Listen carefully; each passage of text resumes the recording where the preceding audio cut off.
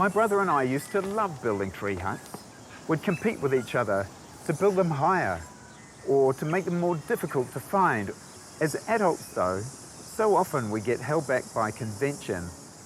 But what if you held on to that childhood dream?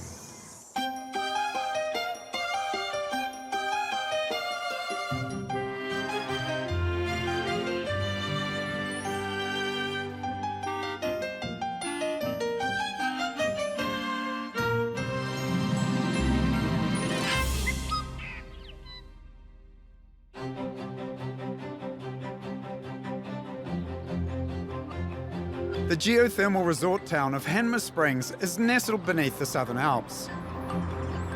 It's a place of wild natural beauty that attracts nature lovers like Ric and Boio, who were looking for a place to retire to when they bought a plot of land here just 2 years ago. Ric is an English hydro engineer and Boio a legal PA from Papua New Guinea. They met 18 years ago at a party in Christchurch. I got a phone call one evening. And this voice at the other end of the phone goes, "Do you remember who this is?" And I knew straight away who it was. They'd both moved to New Zealand with their families in the 80s and were recently separated. I was thinking, I'll give Boyo a ring. I like this lady, I'll see what eventuates, and we've had an interesting relationship ever since. It's certainly been very dynamic. When the last of their children left their Christchurch home, it was time for a change. I wanted to live in the country and have have some space where I could grow my own veggies. Life isn't about spending 60, 70 or 80 hours in the office, which is what I was doing. I wanted to find something that we could share together because I saw greater value in my life in having something that my wife and I could share, and this is what we've tried to do. Why are you laughing at me? I'm not laughing at you, I'm just loving you.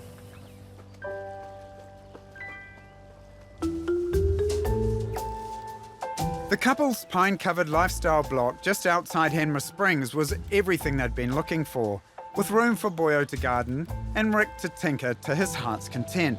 It was the perfect place to build their retirement home, so they converted the garage to live in while they worked out where and what they wanted to build. So why did you choose this place? Well, just look around you. It's utterly fantastic.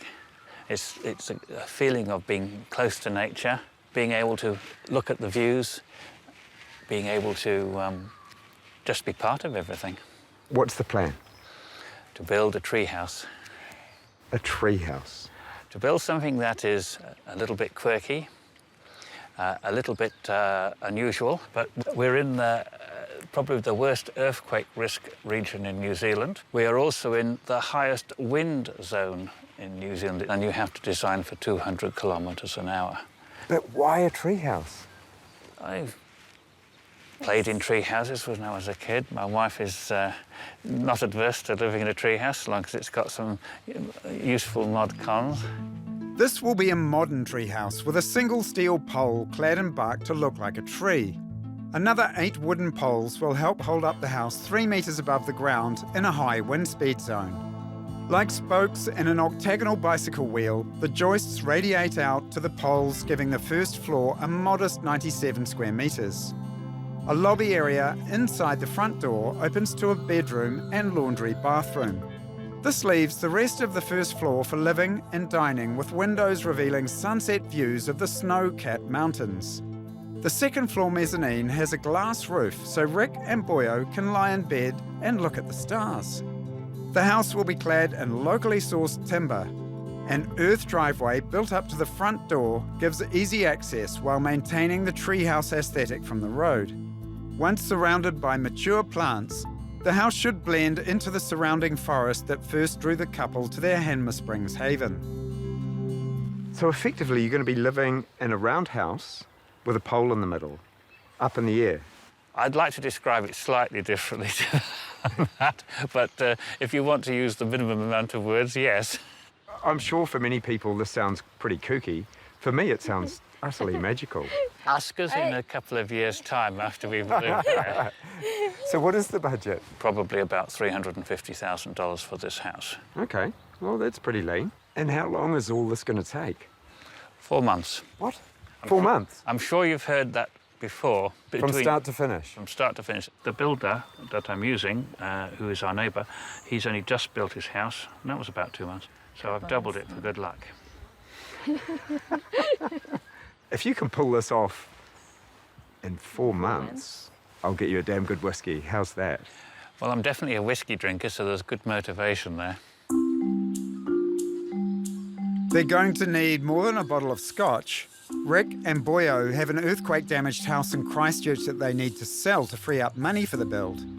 But that's not holding them back. They're charging ahead anyway. The complex octagonal treehouse is going to need a skilled carpenter. It's an eccentric design for slightly eccentric clients. Builder and neighbour Dan Maguire is going to have to work fast. He asked lots of hard questions about how the build would proceed and then came up with very interesting solutions. And it was pretty much a no-brainer to use them. I don't tolerate numpties, and I don't think Ric is, and we'll develop between ourselves as we're going along. We'll see who's the strongest. Impatient to get started, they're taking a risk and beginning the build without full consent. And already their treehouse is starting to grow among the pines. The concrete pad has been laid to support the central steel tree, and today the builders are setting up the 8 tannalised posts in buried 40-gallon drums to hold the corners of the octagonal house. I'll taper it up on the drums so the water doesn't stick around the posts, but it's too wet to do anything with it, so you just let it settle down, and then you come and pretty much plaster them up. The concreting is the easy bit. From here, things get complicated. In spite of the detailed plans, every stage is going to throw up new problems for Dan and his team. We're always looking for projects that interest the guys, keep them on their toes. And we're starting with a circle, which can put a lot of guys off for a start. There's no diagonals, no parallels. And with the main central pole, which everything drives off, there'll be a lot of head scratching going on, and we'll make decisions as we're going. It's such a fast build. Everything needs to be planned and ordered now. Keeping pace with Dan is probably the biggest problem because we've got a roof to purchase and we haven't ordered it yet, and we've got windows to purchase and we haven't ordered them yet, and we're at the point now where the delivery dates will probably delay the build. So they're on the critical path. With all 8 posts in, it's Ric and Boio's first opportunity to imagine the height of their new house. Is it what you were expecting? No, it wasn't actually. I mean, I thought it was going to be like lower, but it's very high. You were telling me that 3 meters was 3 too low. meters is not high enough. No, that's high. Yeah, I see that now. 3 meters is high, especially in a high wind speed zone like this, surrounded by pines that blow over easily, but Ric's nothing if not optimistic. I can't help admiring Ric and Boio's enthusiasm for their big dream. It's really, really special. But just wandering around here and seeing all of these other unfinished projects. Finished in 4 months?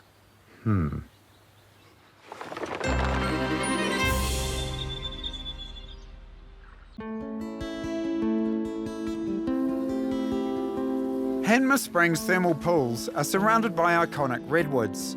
When 2 of them were condemned, Ric and Boio snapped them up. Oh, aren't these magnificent? They are. Look at this. Just a beautiful sequoia. Wow. These trees define Hanmer Springs. You come in and you see these majestic redwoods poking into the sky. These particular 2 redwoods that we purchased were starting to die, and so for health and safety reasons, the thermal pools decided they needed to be cut down.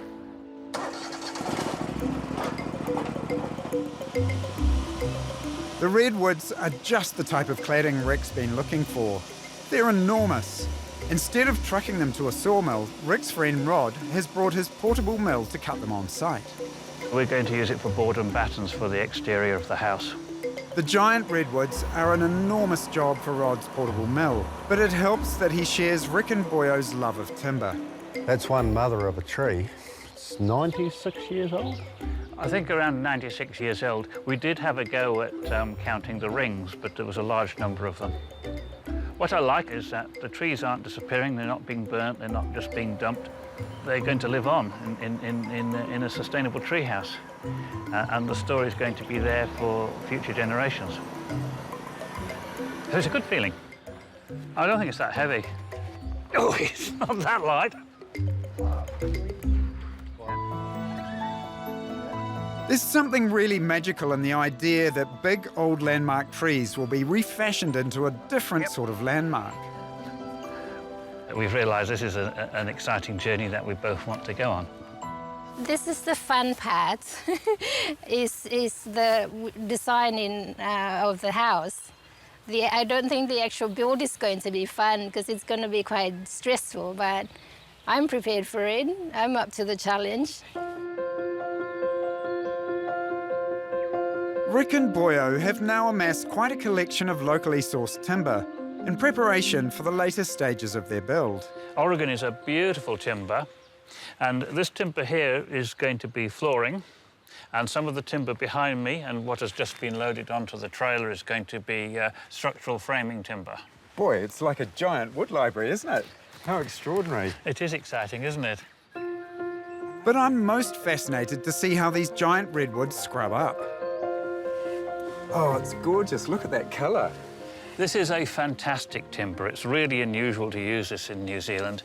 We're very lucky to have it, and it's going to go on the outside of the house. We're going to have a beautiful red-coloured house, naturally coloured. And doing it like this, has it saved you much? Fingers crossed. I'm hoping that the timber that we've milled, which we use in the house, will be about half the cost of buying it commercially. This is a complicated project. Home-milled timber for a bespoke build, and before it gets to Dan, the design has already been through 3 sets of hands: the architects, the engineers, and Ric's. What we haven't had is a discussion yet about if I've made any mistakes. I like to warn people that I make mistakes. And I haven't seen you make them, but I bet you do. Well, it's one of those things, if you're not making decisions, you're not making mistakes. No, that's right. Ric's upfront about his shortcomings, but he's confident of his engineering skills. If he alters the plans, any mistakes are on his head. Already his changes to the mezzanine are holding up full consent, so I've come to Rangiora to meet designer Sally Turnbull to find out why. So you're lifting the roof and changing the angles, which... We are. We're lifting the roof in 2 of the octagonal planes and putting a glass roof on it. And so you can lie in bed in the mezzanine and look up at the stars. Oh boy, that sounds pretty exciting. It also sounds a lot more complicated. I know, and a lot more expensive. The original plans had a 300-kilo glass roof right above the bed. Ric's worried about it crashing down and turning his stargazing dream into a nightmare, so he wants it changed. It's been a bit of a challenge for the manufacturers of skylights. Really? Why is that? Ric has put a maximum weight on it, weight limit, but I do believe it is being constructed as we speak. And it's still in with council and building consent. Correct. That's confident. That is. Yeah, that's Ric. That's our Ric.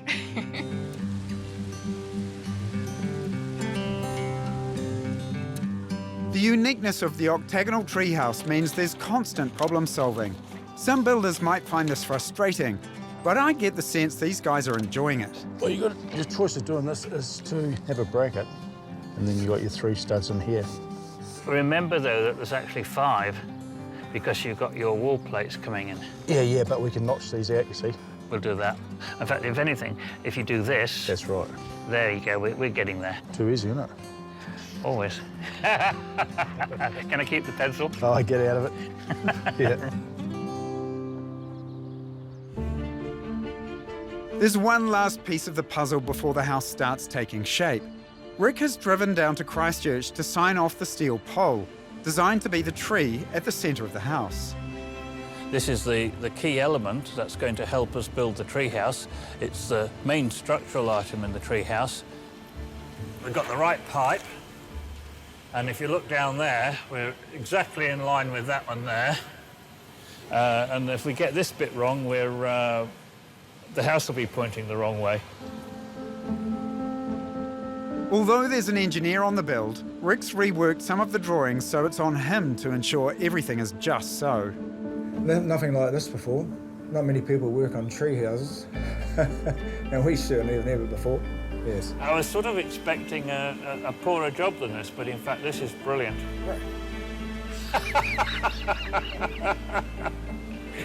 No, I'm very pleased with it. With the floor and roof beams coming off the pole, every bracket and every angle are critical. Even the tiniest error could have major consequences later in the build.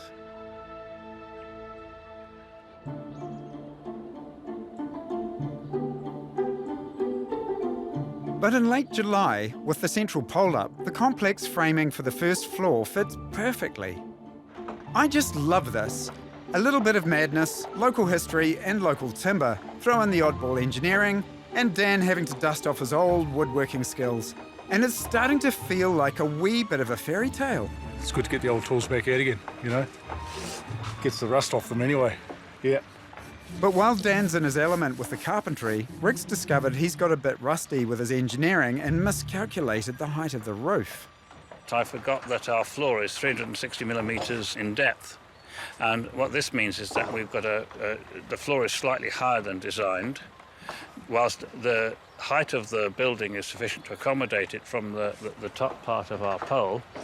The brackets that you see halfway up are now in the wrong position. The bottom pole should have been another 150 mil taller. It's building. It's no science. So you just keep getting on with it.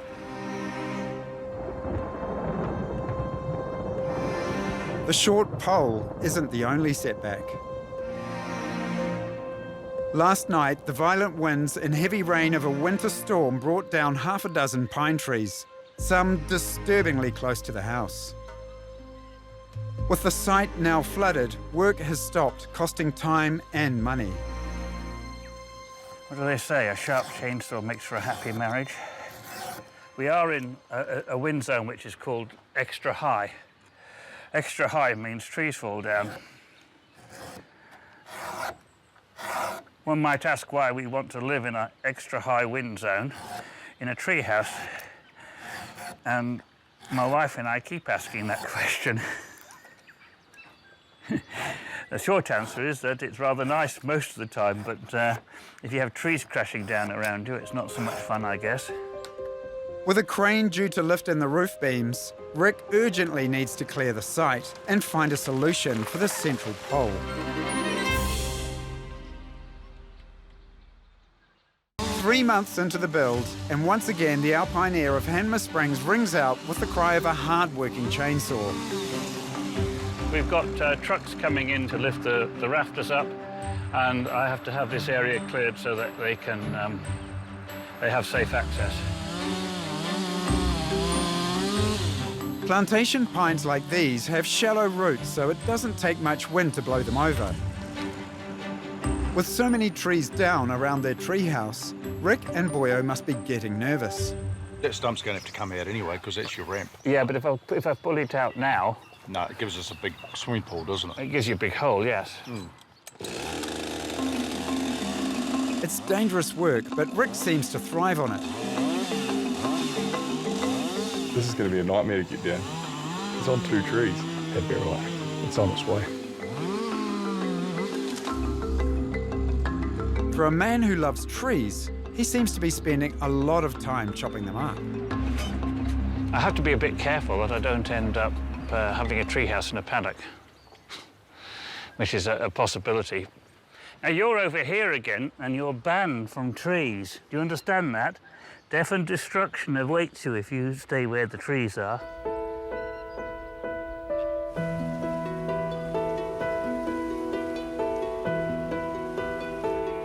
The snowy peaks of Hanmer Springs are beautiful and as far away as you can be from Boio's birthplace in coastal Papua New Guinea.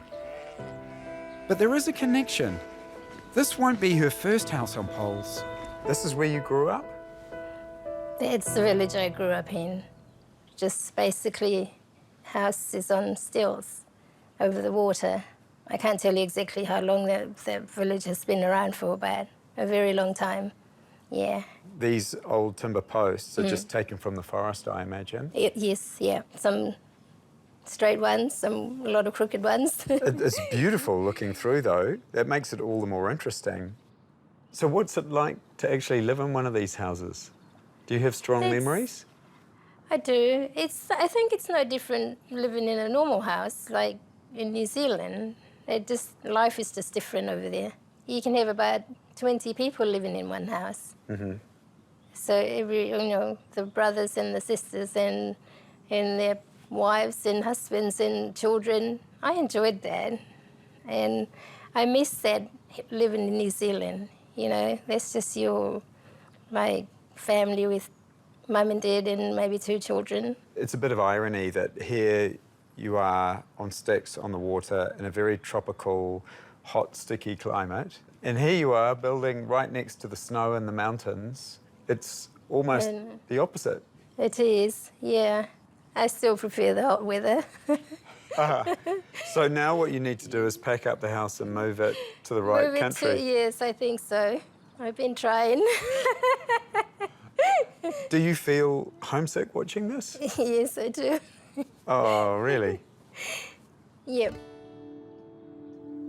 I'm always homesick. That's making me, I don't know, mixed emotions. Happy and sad. Yeah.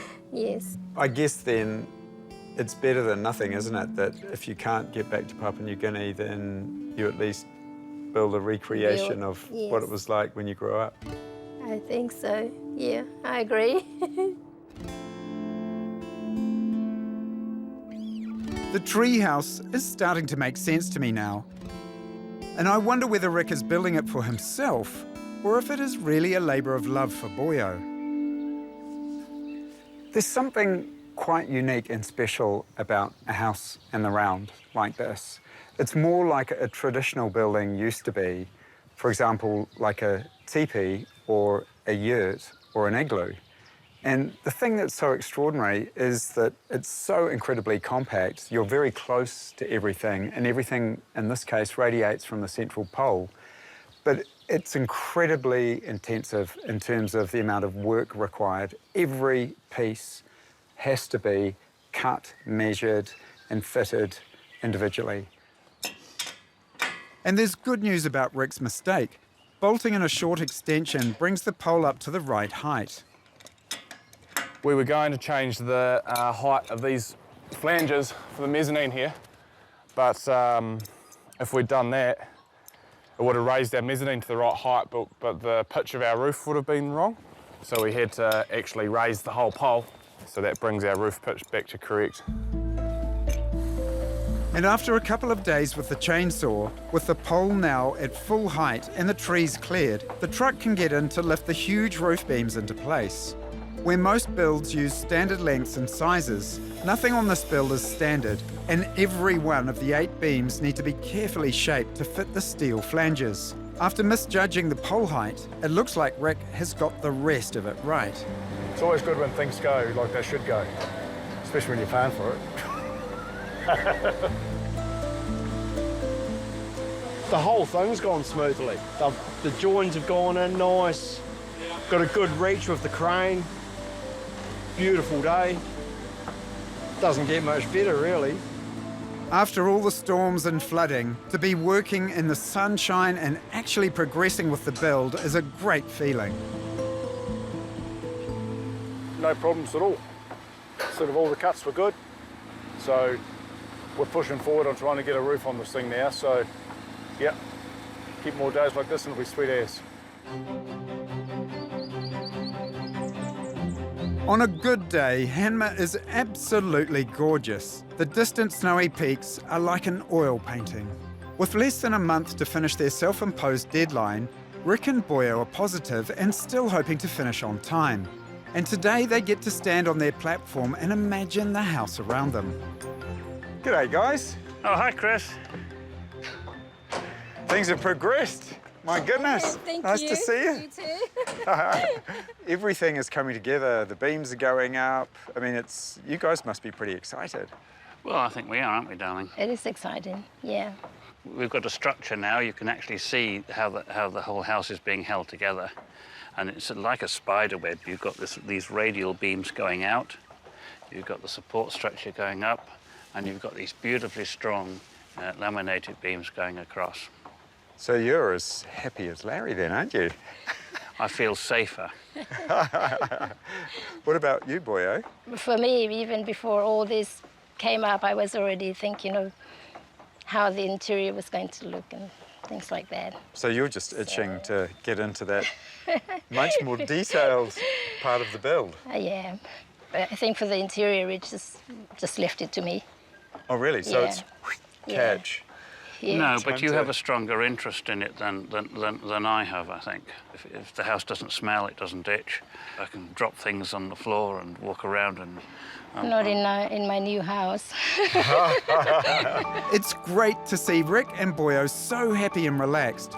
But it's Dan who's tackling the difficult work today. You know there's a bottle of whiskey in this, don't you? Is that today? No. Oh, If it's done in 4 months. really? Yeah, it will be. Yeah, no, it's all a numbers game. I've got men coming off other sites. Ah, that's the trick. That's cheating. No, it's not. That's forward planning. Now that I know there's a bottle of whiskey involved, there'll definitely be a lot more men here. No matter how many people Dan brings onto the job, there's still months of work here, not weeks. The house is just a shell without floors, walls, or roof. There's been so much holding up this project, from engineering issues to the weather, not to mention the decision to build in a plantation that keeps dropping pines in the way. These trees are amazingly close, really, aren't they? Yes, they are. And so we'll try and keep the ones that look friendly, and the ones that might potentially become enemies we'll deal to. The one enemy they may not be able to deal to is time. There's so much left to do.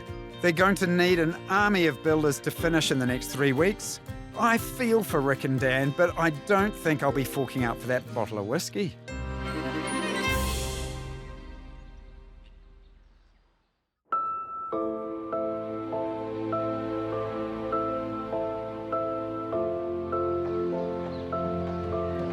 Ric and Boyo wanted a summer build for their Hanmer Springs treehouse, but construction didn't kick off until autumn, and their 4-month build has stretched into 5. After yet another storm, and yes, more pines on the ground, the roof is underway. Finally, the treehouse is starting to look like a house. But work has been painfully slow. The winter storms have cost time and money. Ric has to face facts and take out a few more trees. We have a tree over there, about 3 trees over there, that can in fact just touch the tree house. So the intention is to take probably 3, 4 or maybe 5 of those out as well. The weather's been everything. We've had torrential rain, about 120 mil in 2 days, howling nor'westers. So everything you can imagine to stop you getting into a roof has been happening. So yeah, we've just got to make hay while the sun shines. Hanmer Springs is a place of extremes. The roof has to be well insulated for winter snow and able to breathe, so it doesn't sweat in summers that can hit 30 degrees. We're watertight above now, so it's going to be a lot easier for the builders to put the walls up and then get the windows measured.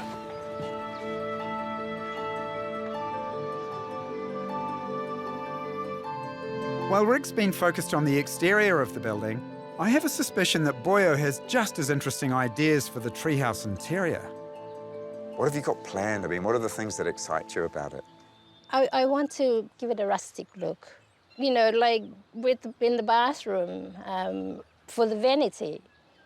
I was thinking it would be nice to have a, tree stump, and then the sink can go on top of that. Oh, you're having fun now, aren't you? Yes. So lots of textures and obviously a lot of timber. I have to be very careful. Whilst I like timber, too much timber can be too much timber. It's very much a shared project, isn't it? It has been from day one that it's both our project, not just our home, you know, it's our project together. Having said all of that, he can be a pain.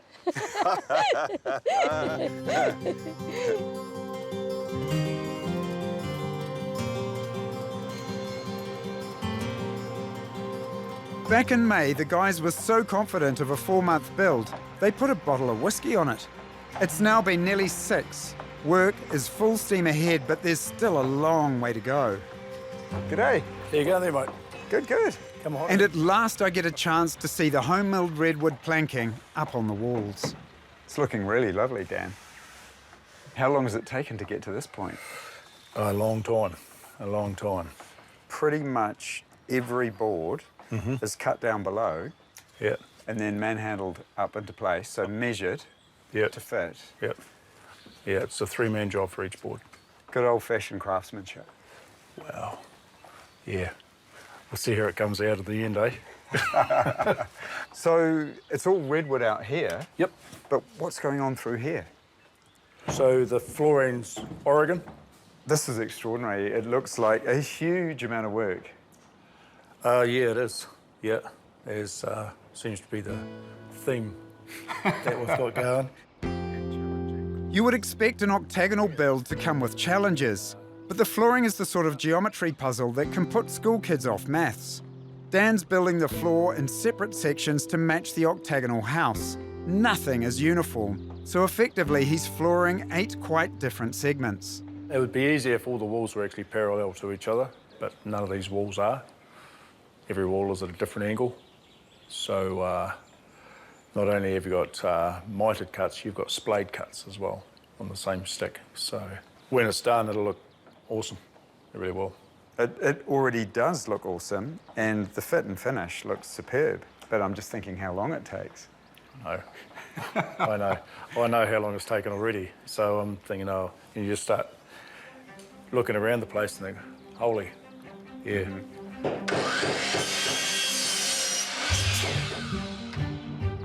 With every single piece of wood needing to be cut to fit, it's not only laying out the floor that is labour-intensive, so is preparing the cladding. I'm giving them a light sand to try and clean up the surface so that it has a good appearance on the house.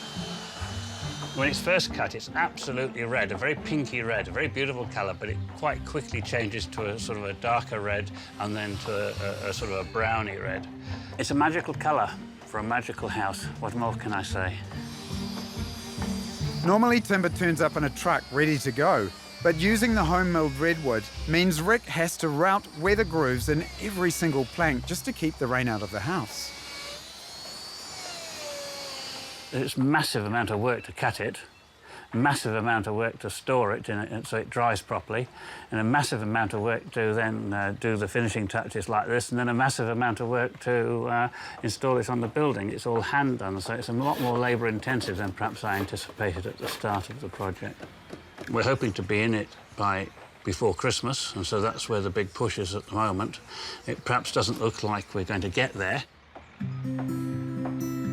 Getting there depends on how fast the team can work. There are no shortcuts. It's all labour and remembering to measure everything twice so the builders only have to cut each piece of timber once. Living in a forest with your building resources literally growing around you, you might have thought a tree house would be a cheap way to build. Unfortunately, time doesn't grow on trees. We're behind schedule. It's a complicated build. Everything's designed for simple structures. So your jib, for example, is rectangular. So if you have rectangular walls, you get a very quick install. If you have triangular walls, then you're buggered. You use that one. Okay. The delays in a budget blowout means Ric and Boio are having to be even more involved to hit the Christmas deadline. All of these have been done by my wife and myself. They're nice and thick, 140. We're going to be as toasty can be in the middle of winter. We'll also be over hot in summer unless we work out how to cool this place. The complex octagonal design and the use of labour-intensive materials have put Ric and Boio in a difficult financial position. Over budget. By how much it's painful to think about at the moment, but significantly over budget. Time equals money. As you can see, when I'm not doing anything there, I'm clearing the area. So I think it's all hands on deck with Richard and I. I can't say that painting's one of my favourite activities. I've done a lot of it and I hate it. And I don't even feel satisfied after I've done it either. I just think, shit, that's a waste of my life. I think we're going to have to stop the builders probably in the next couple of weeks and just finish it ourselves. Put off the builders? That's a worry. Ric's handy, but this carpentry is so complex it really needs a craftsman like Dan. Without the money, I can see this all grinding to a halt. It's a specialist build. You end up spending more money than you expect to on the build. Some people might go 10%, some people might be 20, and we're much higher than that, possibly around 30 or 40. And that's a lot. Kind of a bit unhappy, not to mention the stress. I think we're both stressed about it. We've got a house in Christchurch that we need to sell, and that needs a retaining wall fixed, and that's what's delayed us selling it at the moment. So that's put pressure on us financially because we've had to borrow money to get this build underway. I don't think Ric and Boio will be in for Christmas. Next Christmas, maybe?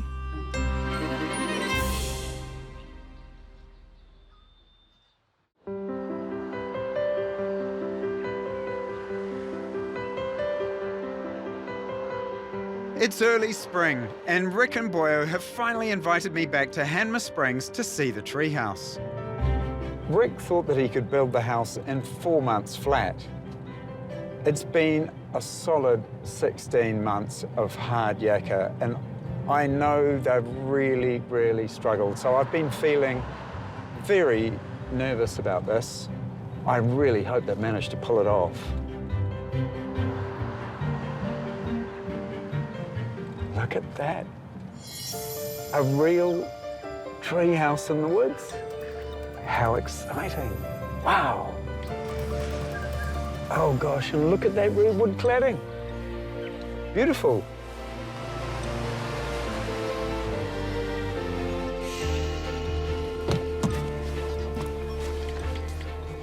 Wow. Hey. Hi, Chris. I can't quite believe it. My goodness. Lovely to see you. Lovely to see you both. And your house is amazing. It really feels like I have finally come to the woodland treehouse. I can't wait to get in and have a look. Shall we go in? Yes, please. Come on in. Wow. Exciting. The way this expands into the light is beautiful. I'm immediately struck by the airy feel of Ric and Boio's octagonal room. Just like being up in a tree, you get a sense of space all around you. There are even branches striking out from the central steel pole as it flows upwards from the exquisitely handcrafted wooden floors to the conical ceiling above. The branches of the tree are fabulous. They're really working. It's kind of a dance. The intention was you come in and you're in part of a tree and you look up, but then you can go up the stairs into the other bedroom and you're looking down through branches. It's almost as if you're in a tree house within a tree house. It's heartwarming to see how Ric and Boio have stepped up here. After they let the builders go, I was worried they wouldn't have the skills to complete such a bespoke project. I can't believe how resilient you two are. Oh, I can't believe how good my wife is at building. That ceiling was a nightmare. There's just over 800 pieces of timber up there. It was the better part of 2 months' work. I'm surprised either of you have still got hair. It was a nightmare that I never thought I'd wake up from. Boio was originally concerned about having too much wood in the house, But I love the way that she and Rick have cleverly married different types of timber, creating a warm, subtle wooden journey throughout the house that includes a beach kitchen bench top. Upstairs is the master bedroom with Rick's long-awaited skylight, a place to lie in bed and survey the universe. Looking at the stars at night is quite fun. I can quite easily sleep with the stars above me. It's very romantic. And I love all these quirky details that you've got. What's going on here? It's Richard's loose end. Loose end? The builder basically said, what am I going to do with this? And I looked at it and I said, well, we'll leave it there. And he said, why? And I said, well, let's call it a loose end. One idea we talked about was he would cut the top here, so you could put your hot Milo on top there. So, a loose end with purpose. Downstairs is a guest bedroom and opposite a generous bathroom. This is my favourite room, Chris. I'm amazed at how big it is. It is. We've got a shelf for a glass of wine each, so we can sit in a nice hot bath, reading a good book, watching it snow outside. And for summer dining, there's an outside deck eccentrically shaped around a newly planted tree. I love being out here and just enjoying seeing your wonderful redwood cladding. All that blood, sweat and tears that you two have put into it, and it looks gorgeous in the light. This has been, for me, a really extraordinary experience following you guys. This is a very unique, original home, and here you are. You've done it. How does it feel? Everything about it is magical, something from a storybook. It also reminds me of my home, where I grew up with houses on poles. After about 6 months, you had to let the builders go. What exactly did you have to do then? We were left with a house which was basically a shell which had been jibbed. There was no ceiling. The floor was about 3/4 complete, so we had to complete the floor. It took over our lives. Instead of like, I want to go for a run, or I want to go for a walk in the forest, you know, I got to do this. Tell me, what have you learnt from each other? I think the whole process of building this house wasn't just frustrating working so hard every day. It was frustrating Richard telling me how to do things.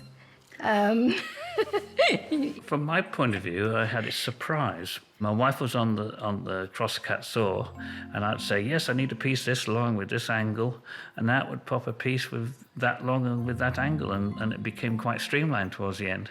So you've become a building team? Actually, yes. We have. I'd say we have. This house has brought us closer, I think. Yeah. How did you do with your budget? How did that come out? You know that you're in trouble when you stop looking at your bank account. Oh dear. We're probably quite close to the 600K mark. Do you remember, Rick, we made this bet that there was a bottle of whiskey in it. Depending on how long the build was going to take, you thought maybe 4 months or so. And here we are, a solid 16 months. And I thought, wow, they've actually managed to pull it off. Deal's off. Oh, my goodness. The whiskey's yours. Oh, thank you very much. Indeed.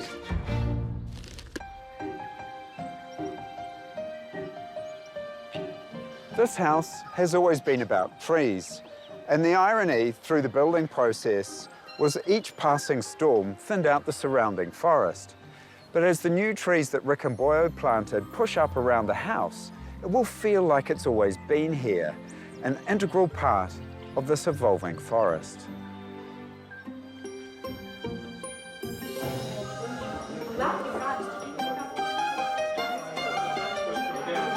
Only now that you mention it. I'd like to propose a toast to Boio and Ric for this wonderful creation in the middle of the forest in Hanmer Springs. Well done, two of you.